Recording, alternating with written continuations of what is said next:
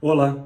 Nessa série de vídeos sobre a clínica psicanalítica, nós vamos abordar algumas questões que são essenciais à compreensão da clínica psicanalítica, que vai um pouco além daquilo que nós já abordamos em vídeos anteriores. Uma das primeiras situações que são muito importantes nesse momento é entender o que seria essa chamada situação analítica. Então, primeiramente, nós precisamos levar em consideração que existe uma regra fundamental, ou seja, uma regra que estrutura isso que nós chamamos de situação analítica. Que regra seria essa, então? O analisando é convidado a dizer o que pensa e sente, sem nada escolher e sem nada omitir do que lhe vem ao espírito. Ou podemos dizer, traduzir por espírito do que lhe vem, por exemplo, à mente, ainda que lhe pareça de alguma forma desagradável de comunicar, que possa parecer ridículo, que possa parecer até mesmo desprovido de interesse ou despropositado, por exemplo. Então, essa é uma das regras fundamentais para que se estabeleça a situação analítica. Disso nós estamos falando, então, da associação livre, da livre associação, correto? Bom, a regra fundamental, ela estabelece no princípio, então, do tratamento psicanalítico, o método das associações livres. Então, se nós pretendemos falar numa situação analítica, em que de fato nós estamos dentro da clínica e que essa situação ela existe, deve haver esse princípio do tratamento, que é a associação livre. O significado da associação livre, ou livre associação, como nós costumamos chamar, considerando de alguma forma que se trata de um método que consiste em exprimir, exprimir, manifestar, dizer de alguma forma indiscriminadamente todos os pensamentos que nos ocorrem, ao espírito. E aí, reforço, por espírito a gente realmente tem que pensar nessa mensagem que nos ocorre à mente, quer a partir de um elemento dado, palavra, número, imagem de um sonho,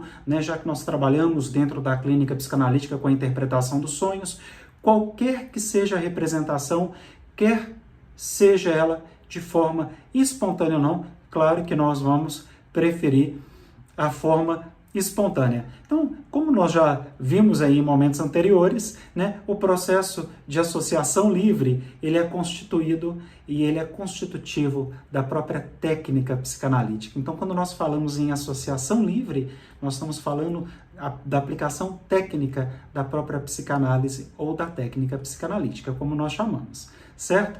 Bom, ainda pensando na situação analítica, nós podemos observar, como é demonstrado, por exemplo, lá nos estudos sobre a histeria de 1895, a associação livre ela emana de métodos pré-analíticos de investigação do inconsciente que recorriam, por exemplo, aí, à sugestão e à concentração mental do paciente em uma determinada representação, por exemplo. A procura insistente do elemento patogênico, ele acabou desaparecendo em proveito de uma expressão espontânea, por exemplo, do paciente. Então, antes a gente via, através desses métodos pré-analíticos de investigação, que existia ali uma tentativa, um pouco da própria hipnose, um pouco da própria pressão que o Freud impunha sobre os seus pacientes. A gente observa que os estudos da histeria, eles põem em evidência o papel desempenhado pelos pacientes também nessa evolução, já que foram eles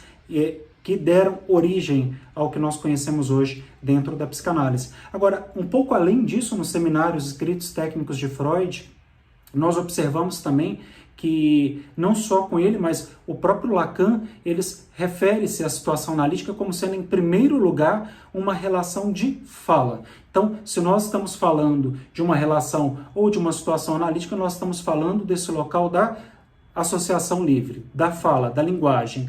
Uma fala que produz efeitos, faz ato. Isso porque, de alguma forma, ali dentro também se estabelece ou a transferência. Então, a gente também retoma dessa forma um dos importantes estudos que nós tivemos aí ao longo das últimas unidades sobre a transferência, o local da transferência como parte da situação analítica.